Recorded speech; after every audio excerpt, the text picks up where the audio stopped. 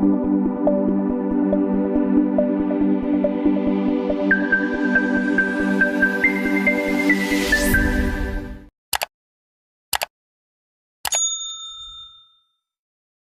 Viewers, अभी जो tip मैं आपको देने जा रही हूँ ये स्पेशली बिगनर्स और स्टूडेंट के लिए है।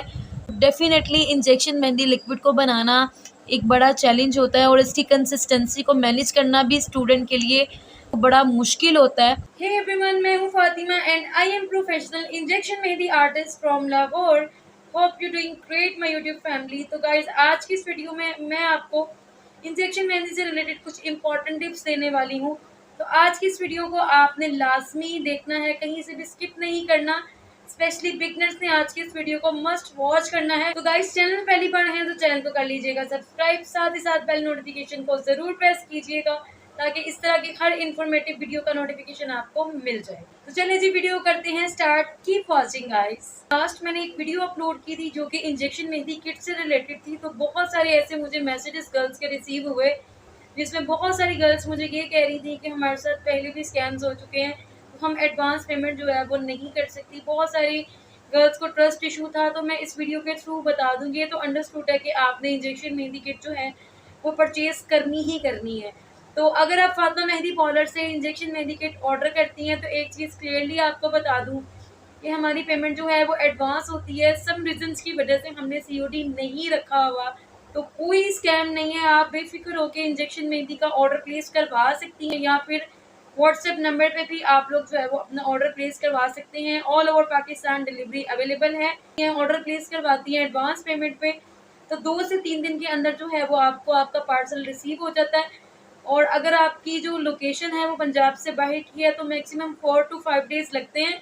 इससे ज़्यादा का टाइम यूट्यूब फैमिली नहीं लगता। जो गर्ल्स इस चीज़ को लेके कंफ्यूज हैं तो वो बेफिक्र होकर अपने ऑर्डर्स जो है वो प्लेस करवा सकती है। यूट्यूब फैमिली, जो गर्ल्स स्टूडेंट्स हैं और अभी इंजेक्शन मेहंदी सीख रही हैं, आपने एक छोटा सा बॉक्स बना लेना है और उसमें इंजेक्शन मेहंदी बनाते हुए जो बेसिक चीज़ें यूज़ होती हैं उसको प्रिपेयर करके रख लेना है। जैसे कि एक सीजर जिससे हम जो है वो कोन मेहंदी को कट करके ऐड करते हैं कंटेनर में, ठीक है। उसके अलावा एक एक्स्ट्रा स्ट्रेनर रख लेनी है जिससे आपने इंजेक्शन मेहंदी बनाने के बाद स्ट्रेनर से स्टेन करना होता है। और उसके साथ ही साथ कोई एक स्टिक ले लें मिक्सिंग के लिए या फिर एक एक्स्ट्रा मार्कर रख लें जिसकी बैग से आपने इंजेक्शन मेहंदी की जो है वो मिक्सिंग करनी है। तो इन तमाम चीज़ों को प्रिपेयर करके आप बॉक्स में रख लें ताकि जब भी आप इंजेक्शन मेहंदी बनाने लगें तो आपको सेपरेट से एक एक चीज़ को अरेंज ना करना पड़े। तो गाइस, साथ साथ वीडियो को लाइक ज़रूर कर दीजिएगा। लाइक करने में बहुत ज़्यादा कंजूसी करते हैं। आप लोग के लाइक करने से मुझे बहुत ज़्यादा मोटिवेशन मिलती है। तो प्लीज़ वीडियो को ज़रूर लाइक किया करें, कमेंट में अपना फीडबैक ज़रूर दिया करें और इतनी इन्फॉर्मेटिव वीडियो बनाती हूँ तो इसको शेयर ज़रूर किया करें। अगर आप बिगनर हैं या फिर आप प्रोफेशनल मेहंदी लगा रहे हैं तो आपने एक चीज़ का ख्याल रखना है कि इंजेक्शन मेहंदी बनाते दौरान आपने पॉलीथीन ग्लव्स जो हैं वो आपने पहन के, कुछ इस तरह के ग्लव्स होते हैं, ठीक है, इनको पहन के आपने जो है वो मेहंदी बनानी है, ठीक है, ताकि मेहंदी बनाते दौरान कोई भी इंग्रेडिएंट जो है वो आपके हाथ पे ना लगे और आपके हाथ जो है ना वो ख़राब ना हो। इसके अलावा आपने इंजेक्शन के अंदर मेहंदी इतनी ही फिल करनी है जितनी कि आप आसानी से हैंडल कर सकें। फॉर एग्ज़ाम्पल कि आप बिगनर हैं या स्टूडेंट हैं और आपने मेहंदी बनाई है और आपसे जो है वो मेहंदी गाढ़ी बन गई है, यानी कि थिक बन गई है, और आपने इंजेक्शन में फिल की है, वो इंजेक्शन से निकल नहीं रही, तो आपने क्या करना है, जहाँ आपने इतनी मेहंदी ऐड की है आपने इतनी मेहंदी ऐड करके कुछ इस तरीके से आपने करना है, ठीक है, और मेहंदी जो है वो इंजेक्शन से निकल आएगी।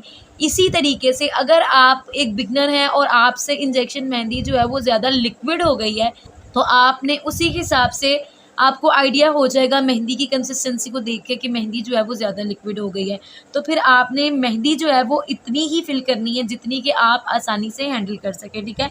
आपकी मेहंदी ज़्यादा लिक्विड है तो आपने बिल्कुल थोड़ी सी, ये देखते हैं जहाँ मेरी फिंगर है, बिल्कुल थोड़ा सा आपने लिक्विड पेस्ट एप्लीकेटर के अंदर ऐड करना है, ठीक है, और वर्किंग को जो है वो स्टार्ट कर देना है। तो व्यूवर्स, अभी जो टिप मैं आपको देने जा रही हूँ ये स्पेशली बिगनर्स और स्टूडेंट के लिए है। जो गर्ल्स अभी इंजेक्शन मेहंदी सीख रही हैं या न्यू कोर्स कंप्लीट किया है, डेफिनेटली इंजेक्शन मेहंदी लिक्विड को बनाना एक बड़ा चैलेंज होता है और इसकी कंसिस्टेंसी को मैनेज करना भी स्टूडेंट के लिए वो बड़ा मुश्किल होता है।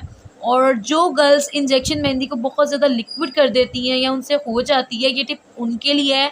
पहली चीज़ तो ये है कि आपने कोशिश करनी है कि आपने इंजेक्शन मेहंदी के अंदर अर्क की क्वांटिटी इतनी रखनी है जितनी की ज़रूरत है। कोशिश करनी है कि बहुत ज़्यादा एकदम से क्वांटिटी ऐड नहीं कर देनी अगर आप बिगनर हैं। फिर भी अगर इस तरह होता है कि आपसे मेहंदी ज़्यादा लिक्विड हो जाती है तो आपने क्या करना है कि आपने 1 टीस्पून मेहंदी पाउडर का मज़ीद शामिल कर देना है अगर आपसे मेहंदी जो है वो ज़्यादा लिक्विड हो गई है और इंजेक्शन के अंदर से ज़्यादा स्पीड से निकल रही है। तो मेहंदी पाउडर ऐड करने से ये होगा कि मेहंदी की जो कंसिस्टेंसी होगी, जो बहुत ज़्यादा लिक्विड हुई होगी, वो काफ़ी हद तक जो है वो बेहतर हो जाएगी और आप आसानी से एप्लीकेटर में ऐड करके जो है वो वर्किंग कर सकती हैं। तो व्यूवर्स, ये देखने में ये चीज़ें बहुत ज़्यादा आम लगती हैं, लेकिन जो स्टूडेंट्स हैं, बिगनर्स हैं, उनके लिए ये चीज़ें सीखना और समझना बहुत ज़्यादा इम्पॉर्टेंट है। इसके अलावा एक इम्पॉर्टेंट टिप और इसको आपने लाज़मी फ़ॉलो करना है, वो ये कि जब आपने किसी भी क्लाइंट को मेहंदी लगानी है या फिर आप अपनी प्रैक्टिस कर रही हैं, ठीक है, और आपने जब प्रैक्टिस कर ली है, प्रैक्टिस करने के बाद आपने एप्लीकेटर को ऐसे ही वहाँ रख नहीं देना। आपने एप्लीकेटर को अच्छे से पानी ऐड करके